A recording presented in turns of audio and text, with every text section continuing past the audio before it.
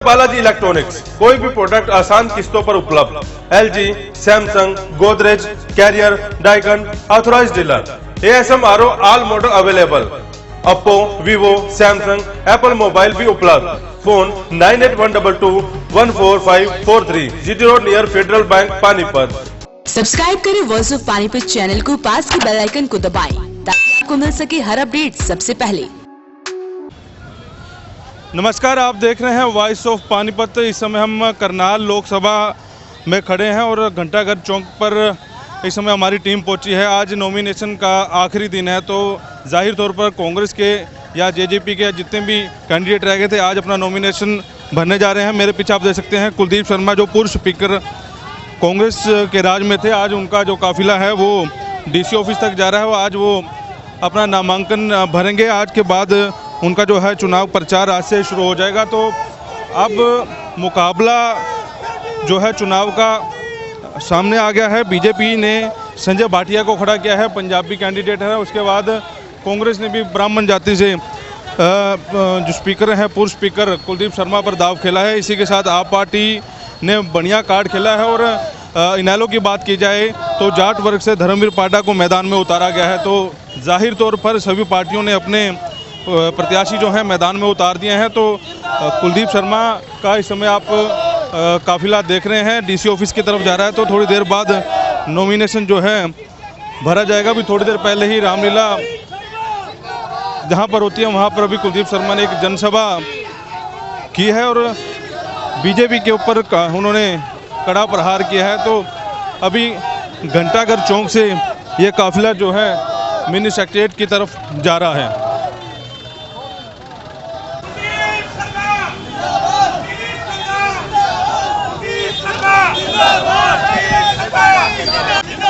Congress party Rahul Gandhi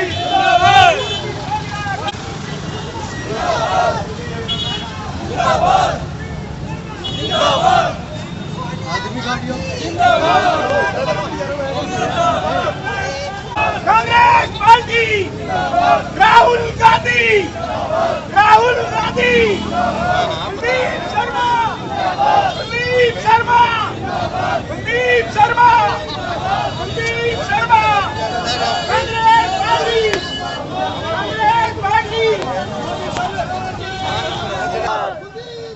तो एक road show Kuldeep Sharma की तरफ से निकाला जा रहा है। कुछ कांग्रेस के ही कार्यकर्ता हैं, उनसे बातचीत करते हैं। क्या लगता है कुलदीप शर्मा जी टक्कर दे पाएंगे? बिल्कुल, एक हफ्ते में सारा कवर अप हो गया।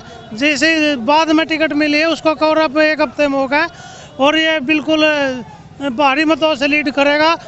इसको सारे करनाल, पानीपत, संभालखा सारी जगह की नॉलेज है।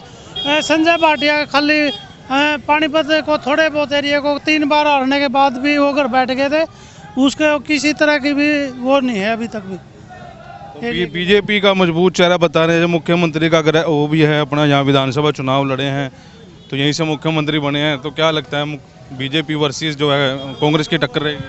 बीजेपी में तो संजय भाटिया के साथ तो सबसे बड़ी दिक्कत क्या है जी, हमारे वहाँ से लोकल जो मल है महिपाल सिंह डांडा, रोहित रेवड़ी, वो सारे वर्करों को मैसेज कर रहे हैं भाई इसकी पूरी तरह से गोभी खोदनी है संजय भाटिया की। हाँ, आप बताएं जी, कांग्रेस बीजेपी की टक्कर आने वाली है?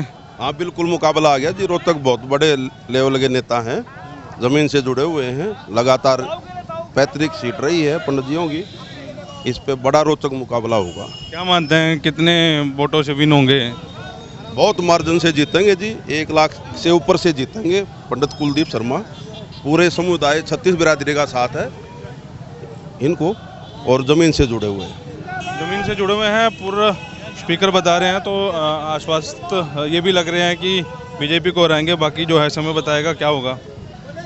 हाँ जी, कादयान साहब नमस्ते, ठीक हो? हाँ ठीक है जी। कितने से लगता है विन हो जाएंगे? विनय कम से कम 1.5 लाख से विजय होंगे। अच्छा, हाँ। बीजेपी का भी मजबूत चेहरा है। नहीं जी, इसका मजबूत इलेक्शन नहीं चल रहा था ना कांग्रेस का अब तक।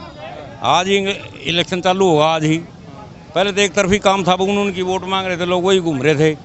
लेकिन आज जो इलेक्शन का पर्चा भरा जाएगा, हुड्डा साहब भी आएंगे और उनके नेतृत्व में यहाँ बहुत सिस्टम से इलेक्शन चलेगा। तो आश्वस्त लग रहे हैं आप कांग्रेस भी जीत? बिल्कुल जी बिल्कुल, जबरदस्त, थोड़ा नहीं बहुत ज़्यादा।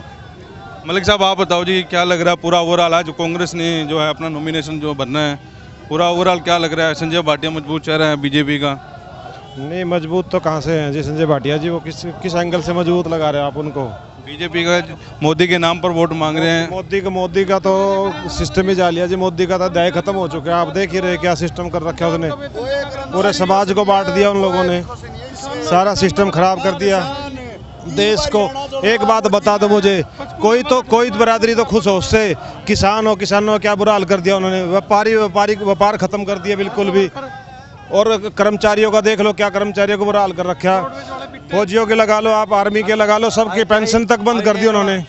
और जिस करनाल में हम चल रहे हैं, करनाल में देख लो, बेटी बचाओ बेटी पढ़ाओ का अभियान चला रखा मोदी जी ने, खट्टर जी ने। बेटियों को आज तक कभी इतिहास में हुआ ऐसा? बेटियों को इतनी बुरी तरह से लठों से पीटा गया। बेटियों को तो 10 दिन पहले तो हम बेटियों का सम्मान कर रहे हैं। हमारे नवरात्रे चले हुए थे, नवरात्रे में 10 दिन पहले तो हम बेटियों को पूज रहे हैं। छोटी छोटी कन्याओं को हमारे धर्म में कन्या का सबसे बड़ा ओहदा दिया गया है, और उसी को हम लठों से पीट रहे हैं। ऐसी सरकार पे ऊपर तो आए पड़ेगी। माता रानी देख रही है सब, इनका बिल्कुल सत्यानाश होना है बीजेपी का। आप बताओ जी, क्या कहना चाहोगे? आज नॉमिनेशन भरा जा रहा है तो रश भी काफी देखा जा रहा है। आज कांग्रेस की लहर बन चुकी है। कुलदीप शर्मा के आने से एक तरफा सीट हो चुकी है करनाल लोकसभा क्षेत्र की।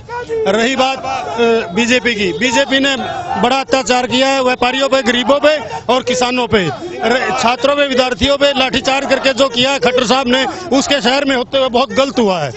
इसका भुगतान खट्टर साहब को 12 मई को भुगतना पड़ेगा। आप बता रहे थे कि क्या बीजेपी कर्मचारी, बीजेपी के जी एक जो वादा करा था ना जी, भाई पेंशन बना के किस्तों में बनाई लोगों की, आधे पेंशन नहीं बनाई, बुढ़े धक्के खाने फिरे। और जी कर्मचारी पिटते सारे, जो भी वादा अपने मांग रखी हो ना, उसके बाद किसान तो जमे बर्बाद करे इसना। और रही बात जी इसकी बात जो आप कह रहे हैं ना, बीजेपी की झूठे वादे करा, वो बोलने में तेज है सरकार इनकी सरकार है। उस पर ईडी लगाया था, किसी पर इंक्वायरी को बैठा था, दबाने की कोशिश कर रहा है आदमी जो इसके खिलाफ बोल रहा बीजेपी तो कह रहे हैं हमने तो इतने काम करवा दिए 10 साल। तो देखो जी, इंदिरा गांधी ने भी कराया, नेहरू ने भी कराया, राजीव गांधी ने भी कराया, और जी लाल बहादुर शास्त्री ने भी कराया, अटल बिहारी वाजपेयी रहे, वो भी चौकीदार था जिसने देश की सेवा करी, पहरा दिया। इसने भी यही काम कराया। आप कोई भी मुख्यमंत्री प्रधानमंत्री बना, वो अपने पालन करेगा, वो तो अपने देश का पालन करेगा। ये तो एक वो तो स्टैंड बना दिया इसने, लेकिन जब इसने जो वादे करे थे कोई वादा पूरा नहीं करे अपना देश का। आपको लगता है जी बीजेपी फिर मैदान में खड़ी है, जो वादे कर रहे थे वो वादे पूरे हुए हैं? नहीं जी, कोई भी वादा पूरा नहीं किया बीजेपी ने। मैं किसान हूँ जी, मैं पिछली सरकार में कनेक्शन लिया था टीवी लगा, 150 रुपये ड्राफ्ट था जो सरकारी SBI बैंक से कटा करता। अब की बार 660 रुपये का ड्राफ्ट हो घटता है मतलब इस गवर्नमेंट में, लेकिन लूटना है काम चल रहा है जी, मतलब किसी को फायदा नहीं मिल रहा है। वो तो कह रहे किसानों के खाते में 2-2 हज़ार रुपये दे दिए। नहीं, 2000 खाते में दे दिए, मतलब 4 साल तो 1 रुपया नहीं दिया हमारे को। अब इन्होंने मतलब एक महीने के अंदर 2000 रुपये 2 बार दे दिए। वह क्या कहते पहले 4 साल क्या कर रहे थे जी, ये इलेक्शन स्टैंड बढ़ा दिया नहीं उन्होंने, इसलिए मतलब इससे हम नाराज हैं जी। हम कांग्रेस पार्टी को वोट देकर इसको बनाएंगे, कुलदीप शर्मा को जिताएंगे। कुछ खुश हैं, कुछ नाराज हैं, लेकिन ओवरऑल ये कांग्रेस के वर्कर थे जो कह रहे थे कि बीजेपी ने कोई काम नहीं किया, और किसानों ने भी अपनी बात रखी कि 2000 रुपये अब क्यों डालेंगे खाते में, 4 साल से सरकार कहाँ थी।